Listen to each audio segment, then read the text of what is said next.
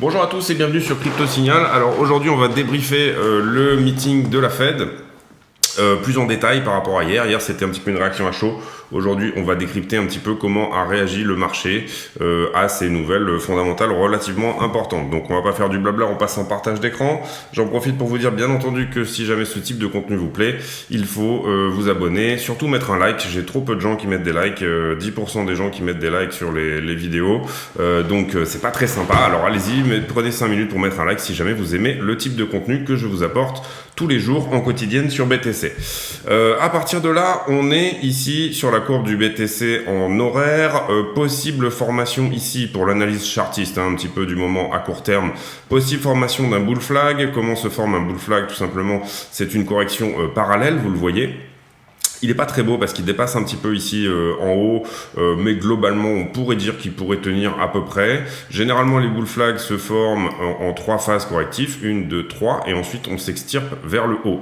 Quelle est la target de ce type de figure? Bien entendu, ce type de figure on attend toujours la cassure, la cassure ici par le haut.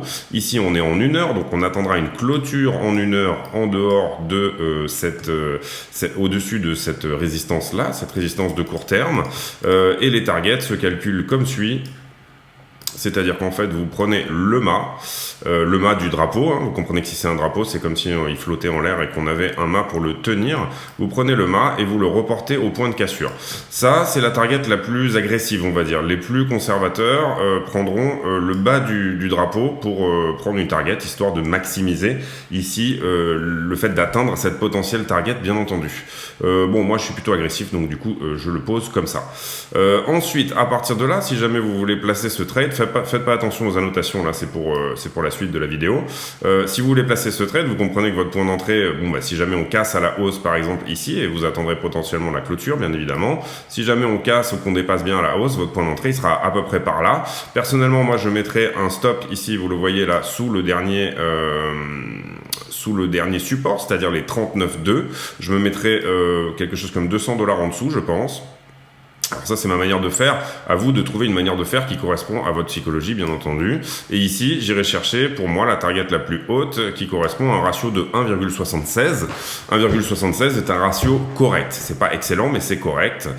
Si jamais vous mettez un stop un peu plus serré, vous voyez que vous pouvez atteindre ici le ratio de 2. Ratio de 2 qui pour moi, pour les débutants, est vraiment un ratio à tenir. Voilà, pour ceux qui sont vraiment rompus au trade, vous pouvez trader même jusqu'à 1 pour 1, c'est pas la question, mais globalement, il faut d'abord analyser votre win rate. J'ai fait une vidéo là-dessus sur le risk management que si j'y pense, parce qu'en général je pense pas à ce genre de truc, je vous mettrai en lien ici. Voilà. Donc du coup, voilà un petit peu pour l'analyse de court terme, on va dire. Maintenant, on va analyser un petit peu ce qui s'est passé sur le FOMC, donc le meeting de la Fed qui a eu lieu hier et avant-hier et dont la résolution a eu lieu hier à 20h30. Ici, je vous ai mis un graphique minute par minute de ce que nous donne la conférence et de ce que nous donne le prix. Ici, je vous ai mis Bitcoin, vous le voyez là. Ici, je vous ai mis le Nasdaq 100. On va le rapprocher un petit peu, on va le mettre ici, voilà la notation. Et ici, je vous ai mis le DXY. Donc le DXY, le DXY, c'est-à-dire l'US dollar face à l'euro, le yen, le British pound, la couronne suédoise, le franc suisse et le dollar canadien. Donc le dollar face à un panier de devises, ok ? Ici, en gros, pour vous dire déjà qu'est-ce qui s'est fait dans cette réunion, globalement, le boulot de Jérôme Powell, donc qui est le président de la Federal Reserve, la Banque fédérale américaine, est tout simplement de garder une inflation à 2% et de se battre pour que le marché américain du travail soit au plein emploi. C'est ça son boulot. Lui, donc du coup, vous comprenez qu'il travaille du côté de la demande. Et là, je vais faire un petit aparté pour vous expliquer un petit peu les mécanismes. Si jamais les taux sont bas, disons que avec un taux d'intérêt, donc TI, qui est bas, on va dire que l'accès à l'argent est facile, donc la création monétaire se fait plus, et de ce côté-là, du côté de la demande, bien entendu, vous faites surperformer la demande, puisque l'accès au crédit est plus facile, donc l'économie américaine s'endette, mais elle consomme, et du coup, ça apporte, bien entendu, plus de demande. Donc si les taux d'intérêt diminuent, vous avez la demande qui augmente. C'est des raccourcis, hein, mais vous comprenez ici l'idée. La demande augmente et du coup, à l'inverse, ce qu'on a fait là ici, c'est qu'on s'est beaucoup endetté. Donc du coup, Powell nous dit maintenant il faut réaugmenter les taux d'intérêt, ce qui aura tendance à faire baisser la demande, donc faire baisser les prix.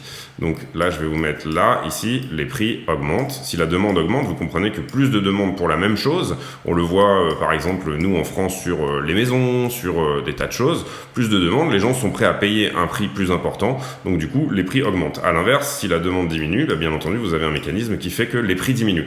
C'est un très gros raccourci que je vous donne là, mais en gros c'est un petit peu ça l'idée.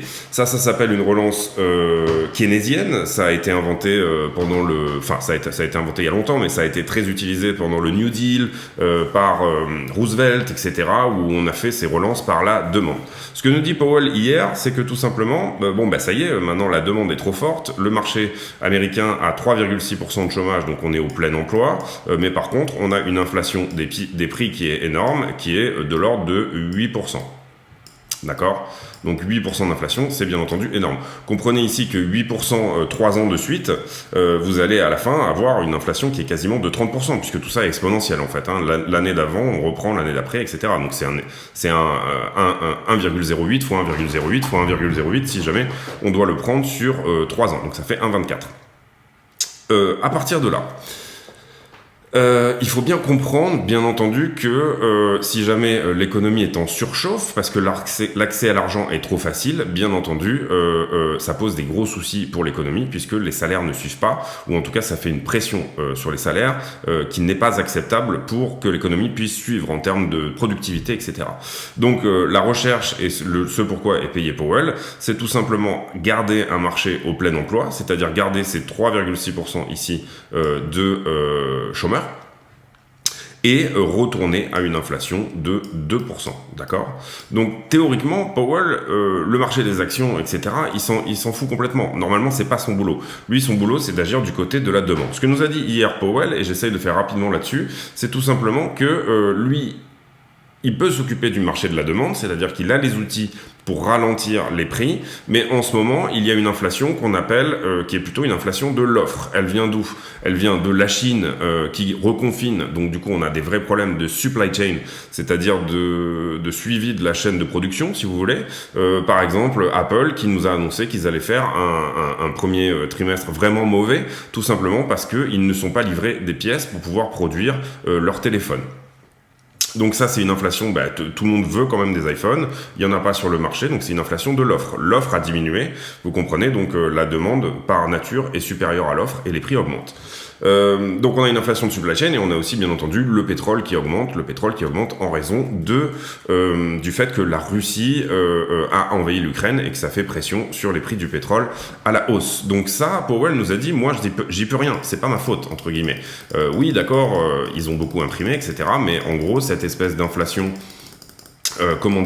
structurelle qui est due à l'offre, c'est-à-dire que l'offre diminue, Powell ne peut pas agir là-dessus. Ce sont d'autres mécanismes qui vont être probablement votés au niveau du Parlement pour pouvoir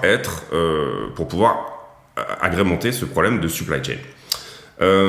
Donc à partir de là, je voulais vraiment bien vous expliquer là ici cette histoire parce qu'il y a toujours bien entendu des nouveaux venus sur la chaîne et bien entendu je pense que c'est important de comprendre tous ces mécanismes là pour comprendre dans le futur comment vont s'agrémenter les choses.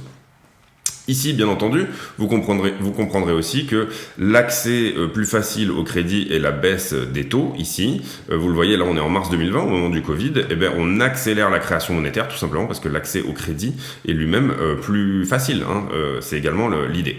L'idée aussi, c'est qu'ici on augmente la masse monétaire, et ça c'est la nouvelle manière pour les marchés de relancer l'économie. On a eu un problème avec les relances keynésiennes en économie globalisée, ça marchait très bien en économie fermée, mais en économie globalisée, globalisée, on s'est rendu compte qu'on relançait nos voisins. C'était par exemple en France la relance Mauroy en 81 où on a eu énormément de relance par la dette et où en fait finalement cette relance a relancé typiquement le Japon, l'Allemagne, la Chine, etc. Donc en fait, tout simplement, on dope nos importations et on relance nos voisins. Donc c'est dommage de créer de la dette pour tout simplement relancer ses voisins et pas soi-même. Donc en économie globalisée, une simple hausse des taux d'intérêt ne marche pas. Et là, en l'occurrence, ce que font les banques monétaires, c'est que tout simplement, ils créent de la monnaie pour aller acheter des obligations, des créances hypothécaires, etc. sur le marché des obligations. Donc, tout simplement, ils augmentent leur balance, ils augmentent leur bilan. On appelle ça augmenter le bilan de la Fed et on appelle ça tout simplement une politique accommodante, le quantitative easing. À l'inverse, on a le quantitative tapering, c'est-à-dire le moment où ces banques centrales revendent ces assets au prix du marché et ensuite tout simplement revendent une partie de leur bilan. Ça permet quoi? Ça permet tout simplement de relancer son propre marché, son marché interne, plutôt que de relancer les voisins, comme je vous l'ai expliqué précédemment. Alors, ensuite, à partir de là, je vais vous décrypter un petit peu comment s'est passée la conférence, mais avant ça, je vais faire un petit aparté sur ce que s'appelle l'effet Cantillon. L'effet Cantillon, c'est tout simplement quand vous avez de l'inflation, donc les prix augmentent, d'accord, vous avez de la création monétaire qui se fait. Il faut comprendre que actuellement, les banques ne prêtent qu'aux gens qui ont déjà, bien entendu, de l'argent à mettre en collatéral. L'accès au crédit n'est pas le même pour tous. Pour les personnes qui vivent de chèque en chèque, ils ont eu des chèques de stimulus. Il y a eu des chèques qui ont été faits, notamment par l'économie américaine, directement pour stimuler la demande directement sur qui a été donnée aux ménages directement. Les Américains ont imprimé, il faut le savoir, 46 000 $ par ménage et ils ont remboursé environ 20% de cette somme en chèques de stimulus. Donc c'est-à-dire que en gros ils ont donné des chèques de stimulus de l'ordre de entre 10 000 $ et voilà. En gros on va compter à peu près ici 10 000 $. C'était un peu moins mais on va compter 10 000 $. Donc il faut bien comprendre ici qu'on vous rembourse une partie du pouvoir d'achat que vous avez perdu par l'inflation. Mais l'accès au crédit est plus facile pour les gens qui sont déjà riches parce qu'ils peuvent mettre de l'argent en collatéral pour hypothéquer par exemple une maison, nantir une assurance vie, etc. Donc l'accès au crédit est plus facile pour eux.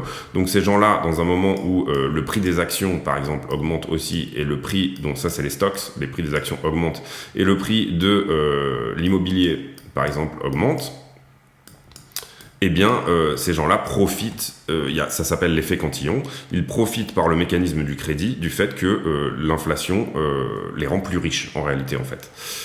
Et donc, ce qui nous a été dit aussi hier par Powell, il l'a pas dit, bien entendu, vous vous rendez compte que ça serait dramatique qu'il dise ça, mais en gros, il nous a dit, on va faire un soft landing, c'est-à-dire que on ne va pas augmenter, par exemple, c'était une des hypothèses que le marché proposait, augmenter les taux de 0,75% ou de 1%, c'est-à-dire faire une hausse très agressive des taux, parce qu'il y a un risque de récession des États-Unis. Et vous vous rappelez que dans les vidéos précédentes, c'était ce que je vous avais expliqué, c'est que les États-Unis ne pourront pas risquer d'avoir une récession sur cette année, parce que ça serait casser tout ce qui a été construit jusque-là sur les dernières années par la Fed.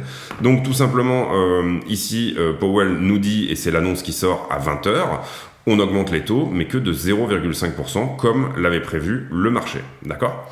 Donc ça se passe à 20h. Vous voyez qu'il y a une petite bougie de hausse ici sur le prix. Et puis ensuite, petit à petit, dans l'attente, le marché déteste l'incertitude. Et là, on était dans l'incertitude avant la conférence. Donc dans l'attente, le prix finalement commence un petit peu à fondre. Là, on est en minute par minute. Et vous voyez que ici, j'ai le Nasdaq. Vous voyez que les courbes sont quand même relativement très proches, entre la courbe du Nasdaq 100. Donc ça, c'est les 100 plus grosses actions du Nasdaq, les 100 plus grosses actions technologiques américaines. Et ici, j'ai la courbe du Dixie, donc du dollar. Donc ici, le Bitcoin diminue, le Nasdaq 100 diminue et le dollar latéralise, on va dire. Et puis la conférence commence et là, Powell commence à nous dire des choses qui sont plutôt de l'ordre de dire le marché du travail va très bien. Donc ça veut dire Sous-entendu, on peut remonter les taux. On a des indicateurs qui nous disent qu'on peut combattre l'inflation très fortement ici. Donc vous voyez que petit à petit, le marché diminue. Et là, il y a un premier... Déjà, il confirme ici la hausse de 0,5, etc. Donc ici, ce qu'il faut comprendre, c'est que le marché avait déjà pricé ça.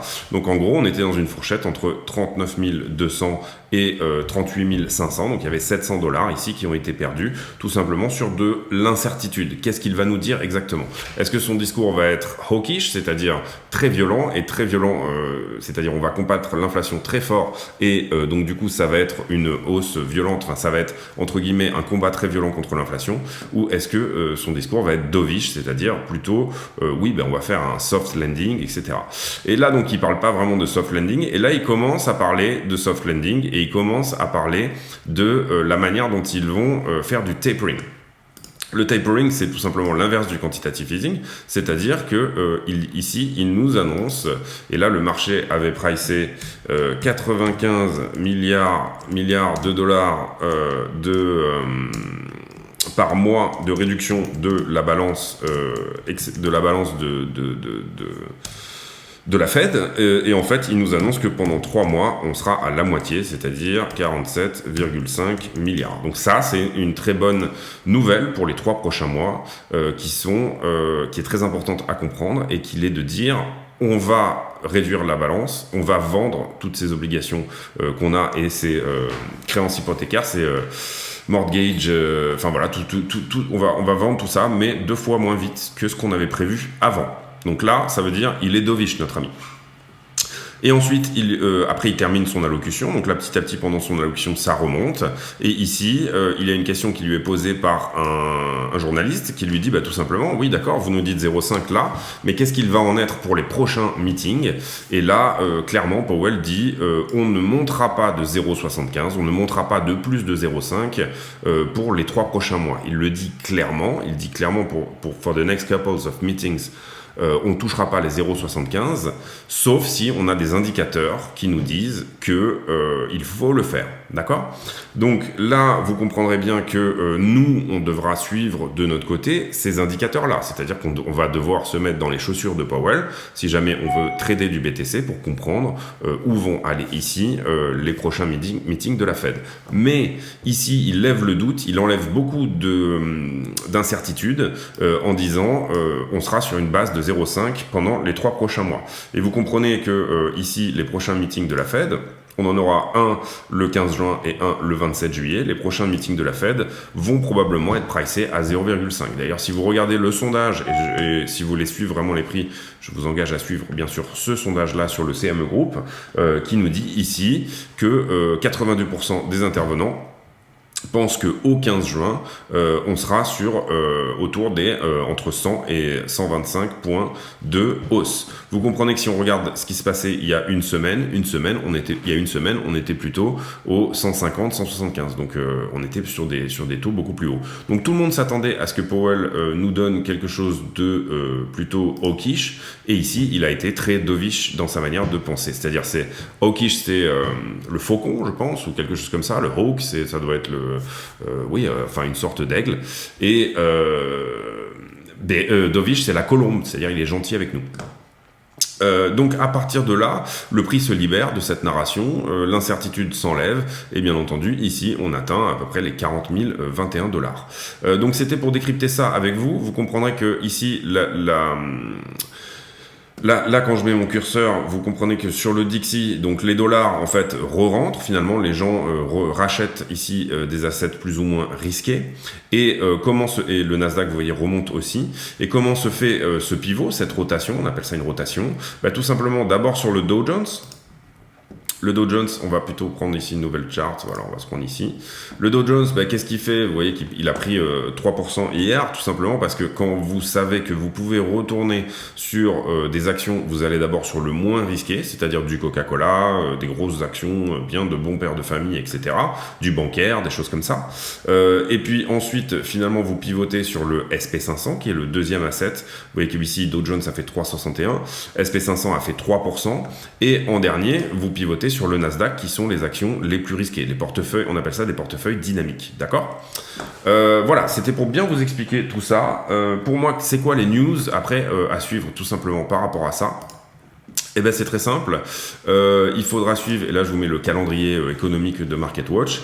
Il faudra suivre plusieurs choses. D'abord, vendredi, on aura des news sur le unemployment rates, c'est donc le taux de chômage aux États-Unis. Vous voyez que les prédictions sont de 3,5-3,6%. Donc si on a un taux de chômage qui augmente, c'est dégueulasse à dire, mais c'est plutôt bon pour nous. Ça veut dire que Powell va être dovish dans ses prochains meetings. Donc ça, c'est une première chose à suivre. Et surtout, très important, le 11 mai, on aura le CPI et le core CPI. Qu'est-ce que le CPI? Le CPI, c'est tout simplement l'indice des prix à la consommation, donc on peut voir ça comme l'inflation. Et le core CPI, c'est tout simplement, on enlève tout ce qui est supply en ce moment, c'est-à-dire tout ce qui est autour du blé et du pétrole, le food et energy. Donc voilà, c'est le noyau du CPI, c'est tout le reste. Voilà, je pense ici avoir fait le tour, en tout cas sur cette thématique-là. Sachez que la Fed a voté cette hausse de 0,5 et le fait qu'on fasse du tapering moins rapidement à l'unanimité, c'est-à-dire 10 voix contre 0. Donc voilà, pour moi c'est important ici, c'était important de décrypter tout ça et de vous faire comprendre quelles sont les news à suivre. Comprendre aussi que là on est tranquille pour 3 mois, mais à partir du moment, si jamais à un moment donné, donc là le marché c'est ce que Powell veut faire et veut dire. Powell veut dire on va probablement aller à 3% de taux d'intérêt d'ici la fin de l'année, donc ça c'est une quasi-certitude. Powell nous dit on veut garder le plein emploi à tout prix. Et Powell nous dit je suis victime des chocs de demande et je ne peux rien faire là-dessus. Ça va être pour le coup quelque chose qui va devoir être fait par d'autres politiques, hein, le Congrès, le Sénat, etc. Enfin, ceux qui s'occupent de ces problèmes de demande vont ici devoir le faire. Ensuite, pour moi, il faut vraiment comprendre ici que les news très importantes, c'est pour moi le CPI. Si jamais le CPI est vraiment énorme le 11 mai, donc ça sortira à 14h30 la news, je crois, 8h30 Eastern Time, donc ça doit faire... J'ai toujours du mal avec le... Comme ça, je vous donne l'info ici. Bon, on y reviendra, hein, bien entendu. Oui, ça fait 14h30, c'est ça, chez nous. Donc, du coup, il faut bien comprendre ici qu'il va falloir suivre les indicateurs pour savoir si notre ami Powell reste dovish ou pas. Vidéo un petit peu longue, mais je voulais vous expliquer les mécanismes ici par rapport à tout ce qui est taux d'intérêt, demande, etc. Donc du coup, c'était important de le faire. On va maintenant, on va passer sur les news aujourd'hui. On va juste aller voir le sentiment, c'est-à-dire comment se fait ce rebond pour éventuellement ensuite donner une direction au prix. Ici, sur le carnet d'ordre, sur Binance, vous voyez qu'on a des ordres qui ont disparu ici à l'achat. Est-ce qu'ils se sont reportés plus bas? Peut-être ici. Oui, on a peut-être un ordre ici qui s'est reporté au 38. Néanmoins, là, ici, ça se calme un petit peu sur les achats, alors que là, ça voulait absolument acheter à ces niveaux-là. Ici, ça s'est calmé. On a quoi d'autre? On a des petites choses qui commencent à apparaître à la vente. 52 bitcoins ici au prix de 40 000 $. Bon, c'est pas énorme. 44, 89, 173. Ici, 41 500. On a des grosses prises de profit. Et puis, entre-temps, on a des petits paliers de prise de profit également.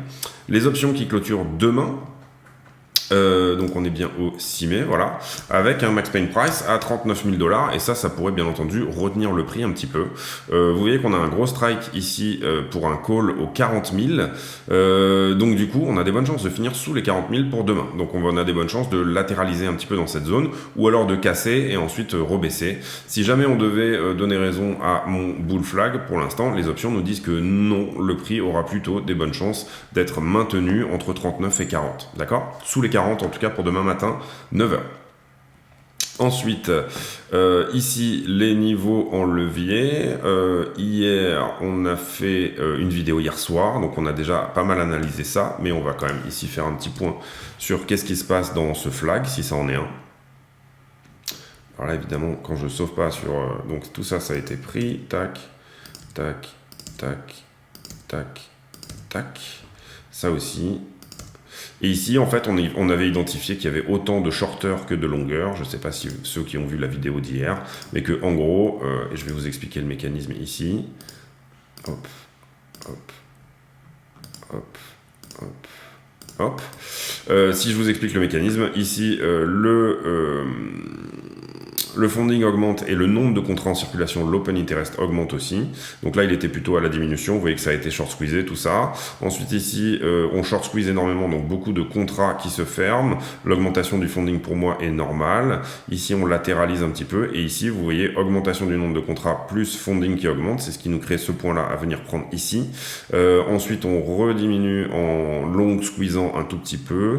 Dernière jambe haussière pour tout ce qui est longing. Donc, on aurait eu ici un point à prendre en longue, mais vous voyez qu'il a été pris là ici à l'instant T, et là le funding est en train de diminuer en même temps que les contrats diminuent, donc soit ça veut dire qu'il y a des longues qui sont en train de se fermer, soit ça veut dire que, oui, de toute façon on peut le voir que comme ça, il y a des longues qui sont en train de se fermer. Est-ce qu'on est shorté ici sur ce point là,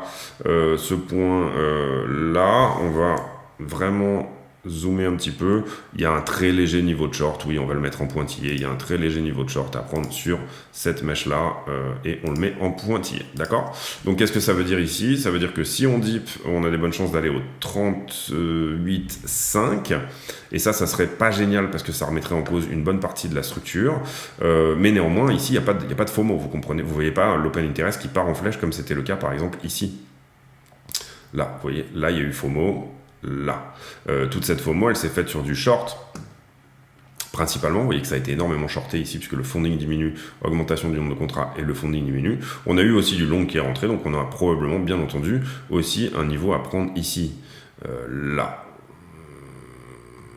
C'est pas flagrant, mais bon, on va le mettre en trétillé aussi. Ici, donc on a un niveau rouge en trétillé. D'accord ? Donc voilà pour les niveaux. Ici vous voyez qu'on a pas mal de monde s'ils sont restés en position à prendre pour l'instant au-dessus. En dessous on a quelque chose qui est peut-être en train de se construire dessous, mais pour l'instant plutôt des niveaux à prendre beaucoup plus bas, en tout cas pour moi, c'est ma lecture. Ensuite on va aller voir sur iBlock ce que ça donne. Et on va en profiter aussi pour faire un last ici sur Kingfisher. Donc iBlock nous analyse les positions en levier et ce depuis les dernières 24 heures. Vous voyez qu'ici on est pour iBlock sur une majorité de longueurs qui sont rentrées. Donc pour iBlock il faut nettoyer tout ça.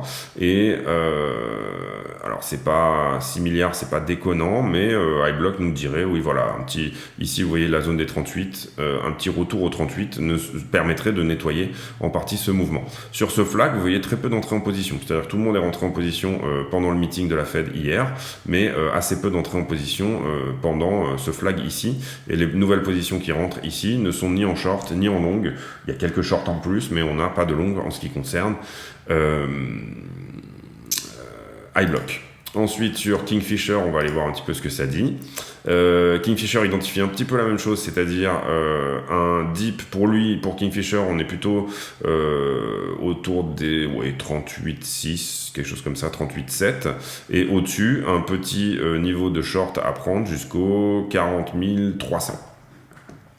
Donc voilà pour iBlock. Pour l'instant, c'est assez mou au niveau des marchés. On va aller voir chez les baleines qu'est-ce qui se passe. On va faire un petit point Glassnode. Baleine, ça on avait regardé ici. Est-ce que Luna Foundation rachète? Pas du tout. Est-ce que... alors, on va aller voir ici ce qui s'est passé sur les adresses rapidement sur Glassnode. Les adresses à plus de 10 000 bitcoins. Vous voyez qu'ici, les adresses de 10 000 bitcoins, elles étaient de 89 le 30 avril. Et sur les 4 ou 5 derniers jours, elles ont pas mal augmenté. Le 4 mai, donc hier, on est passé à 92 adresses. Alors, donc 3 adresses en plus à plus de 10 000 bitcoins. 3 adresses, c'est quand même relativement important. Vous voyez qu'ici, la trend est en train de probablement s'inverser, ou en tout cas, on a un joli rebond ici des baleines à bosse, donc les baleines à plus de 10 000 bitcoins.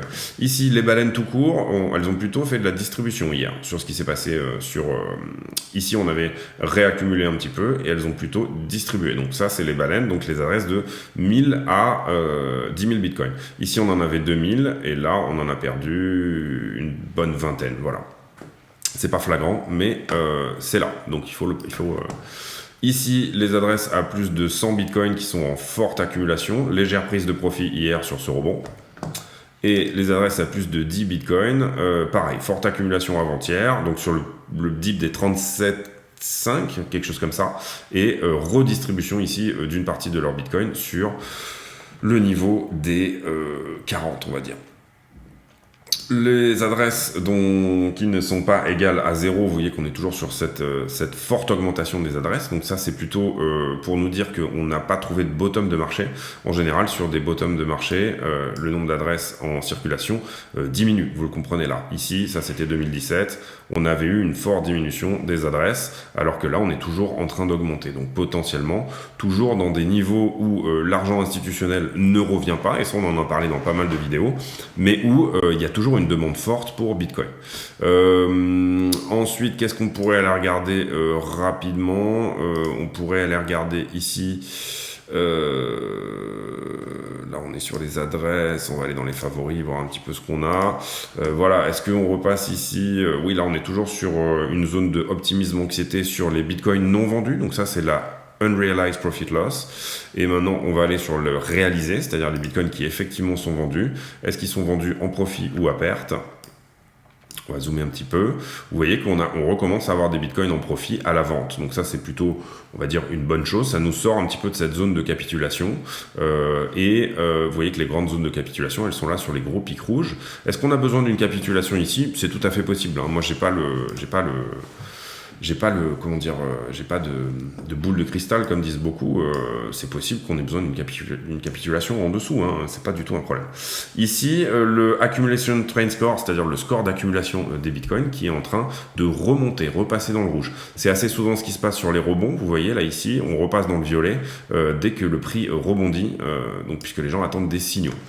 En termes de signaux purement techniques et de direction de prix, pour moi à l'instant T, je suis pas sûr que ce bull flag aille vraiment chercher ses objectifs. Néanmoins, pour moi, il n'y a pas de FOMO pour le moment. Donc, c'est tout à fait possible ici de créer la FOMO, justement, avec une nouvelle jambe haussière et pour le coup, de recorriger plus fortement après. Donc, personnellement, je ne le joue pas parce que je suis déjà en trade, mais je pense que c'est possible de créer ce bull flag. Je vous ai expliqué de toute façon ici les potentiels targets, etc. Vous voyez que là, pareil, on avait un petit peu un autre bull flag et vous voyez qu'il a pas forcément touché encore tout à fait sa target, mais il est en train de se mettre en place lui aussi. Ensuite, vous avez compris aussi que à l'instant T, ça paraît compliqué de passer au-dessus des 40 000 $ parce qu'il y a un gros strike. Peut-être que quelqu'un ici a aussi l'argent pour faire gagner ce strike. Parfois, les options laissent gagner des strikes et c'est tout à fait normal que ça soit le cas. Je reparle des options pour demain matin. Néanmoins, pour moi, on serait quand même ici plutôt dans une latéralisation. Je reste sur mon hypothèse d'hier, c'est-à-dire que ce bull flag pour moi cassera plutôt vers le bas. Et je reste sur mon hypothèse que j'avais donnée hier, c'est-à-dire qu'on fait plutôt quelque chose comme un retest des 39,2 avant de repartir avec une potentielle petite mèche ici qui viennent chercher quelque chose d'un petit peu plus bas, c'est-à-dire peut-être cette zone-là, voilà, quelque chose comme donc les 39, voilà, un petit retest des 39, voilà. On pourrait aussi venir faire un pullback, c'est pas du tout exclu, et là tout le monde va bien entendu crier à la capitulation et au bear market, venir faire un pullback sur le biseau avant de s'en extraire. Ici le biseau, vous comprenez que c'est cette figure-là, cette figure qui est là. Le biseau, on en est sorti, il a cassé, et en général on a des chances ça s'appelle plutôt un throwback d'ailleurs. Non, pardon, fallback, c'est comme ça. Oui, un pullback, comme ça. Un pullback qui pourrait, ici, nous donner un très bon point d'entrée pour ceux qui ne sont pas rentrés. Donc, si vous avez une structure ici, si vous voyez qu'on rebondit sur cette figure-là, vous serez dans une très belle configuration parce que vous aurez la confirmation de la figure et ensuite, on s'extirpe vers le haut. Personnellement, en tout cas, voilà, les scénarios pour moi sont assez mitigés ici parce qu'on n'a pas de tendance claire sur l'open interest, il n'y a pas de FOMO ou quoi que ce soit, on ne voit pas ici, et c'est plutôt une bonne chose en réalité, que les longues ici ne FOMO pas, alors qu'on a un vrai rebond, et on a une vraie configuration de rebond pour moi, ça me conforte dans l'idée qu'on est sur une tendance haussière pour les prochains mois à venir. Quand est-ce qu'on aura la confirmation de cette tendance haussière? Tout simplement, il faut ici regarder le prix en weekly, il n'y a rien de bien compliqué pour ceux qui veulent attendre des signaux qui sont un peu plus long à se mettre en place, et c'est pas du tout un problème de le faire, c'est plutôt même bien d'être, si vous voulez être un peu plus conservateur. Vous voyez qu'en weekly, on aura un premier W ici, si on fait une clôture au-dessus des 40 800, c'est ça, la mèche elle est au 40 800, c'est ça. Et encore un W qui pourrait se créer ici. Et pour moi, c'est le plus important, autour des 43 000. Voilà, si là vraiment on arrive à clôturer au-dessus des 43 000 et à passer cette grosse résistance ici des 44 500, pour moi, on est parti pour plusieurs mois de hausse. Si jamais c'est pas le cas et si jamais ici on matérialise pas cette clôture en weekly, c'est-à-dire que ce dimanche, on n'est pas au-dessus des, à minima, 40 800, ça peut être quelque chose qui se crée sur plusieurs semaines, bien entendu. Vous comprenez l'idée de W ici, qui est de dire que ça, ici, pour l'instant, c'est un M, d'accord, c'est en train de baisser, mais que ça pourrait très bien se transformer en W si jamais ça casse ce point-là. L'idée étant d'avoir des plus hauts de plus en plus hauts et des plus bas de plus en plus hauts. Hein. C'est plus ou moins ce qu'on peut regarder ici si jamais on regarde le prix plus en daily. Ici, on est repassé en tendance haussière depuis le dip des 32 000. Hein, et là, personne ne peut le contester. Je vois des gens qui, notamment sur, alors pas du tout sur YouTube, mais sur Facebook, qui disent non mais attends mec, t'as rien compris. Là, pour moi, jusqu'à preuve du contraire, on est en train de tout simplement tenir les 37 et repasser dessus, jusqu'à preuve du contraire. C'est pour ça que vos stops, si vous rentrez en trade ici, et je parle de trade ici, pas d'investissement notamment en DCA, mais vos stops doivent être placés globalement, pour moi, sous cette box verte, c'est-à-dire autour des 36 500, quelque chose comme ça. Si jamais le marché invalide votre scénario ici, vous aurez coupé vos pertes court, d'accord, et vous rentrerez à un endroit où vous pourrez prendre des profits longtemps. L'idée c'est ça, hein. Je l'ai expliqué dans mon tuto sur le risk management, où je dis qu'il ne faut pas manger comme un oiseau et déféquer comme un éléphant. C'est pas du tout ça l'idée. Hein. L'idée de ici, quand vous déféquez comme un éléphant, c'est que vous avez des pertes que vous accumulez et qui sont très fortes. Et à l'inverse, quand vous prenez des profits, vous mangez comme un oiseau, vous prenez des tout petits profits. C'est pas du tout ça l'idée. À partir de là, je pense que j'ai terminé cette vidéo. J'espère que ça vous a plu, que c'était intéressant, peut-être potentiellement un peu long, mais voilà, vous avez eu du technique, vous avez eu du fondamental, vous avez eu du sentiment. C'est le but de la chaîne de toujours faire une analyse complète et d'avoir les trois. Donc on fait du chartisme, de l'order flow et on fait du fondamental, des news, etc. Si jamais vous avez réussi à suivre cette vidéo jusqu'à la fin, mettez en commentaire quel est le nom de votre animal de compagnie si vous en avez un. Donc le nom et qu'est-ce que c'est comme animal. Et si vous avez des animaux exotiques, vous gagnez un bon point. Voilà, c'est tout pour moi aujourd'hui. J'espère que cette vidéo vous a plu. Merci de m'avoir suivi et bonne journée à tous. Salut.